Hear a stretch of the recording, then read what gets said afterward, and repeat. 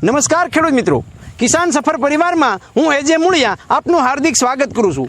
ખેડૂત મિત્રો, કિસાન સફર એટલે ખેડૂતોની ચેનલ અને ખેતીમાં કંઈક નવા પ્રયોગો કરતા હોય એવા ખેડૂત મિત્રોને આપણે મળીએ છીએ। ત્યારે આજે આપણે ખેતીમાં જે છે એ અત્યારનો જે છે એ મહત્ત્વનો પાક અને ઉનાળામાં જે છે એ ખાસ કરીને તલ માટે જે છે એ આપણે કઈ બાબતોની કાળજી રાખવી જોઈએ એની વાત જે છે એ ખાસ કરીને આપણે કરીએ। તો કે તલ માટે જે છે એ આપણે અત્યાર સુધી જે છે એ અત્યારે કહેવાય ને કે ભાઈ અત્યારે તલ જે છે આપણા દોઢ મહિના ઉપરના જે છે એ તલ થયા છે। તો હવે તલમાં આપણે કઈ કાળજી રાખવી અને તલમાં જે છે એ કઈ બાબતોની કાળજી રાખવાથી આપણે ફાયદો થશે એવી સરસ મજાની વાત જે છે આજે આપણે કરવાના છીએ। તો એ પહેલાં ભાઈનો પરિચય લઈ અને પછી આપણે આગળ વધીએ। મોટાભાઈ, તમારું નામ?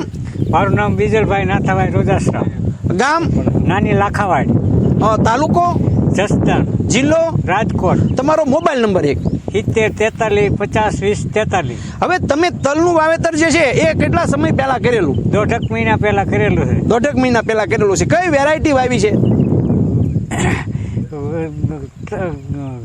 3 નંબર છે એટલે 3 નંબર છે। સરસ, 3 નંબરની વેરાયટી જે છે એ વાવેલી છે। હવે તલમાં જે છે એ કેટલાક પિયત આપ્યા છે અને અત્યારે જે છે એ કેટલા સમયના ગાળે પિયત આપો છો?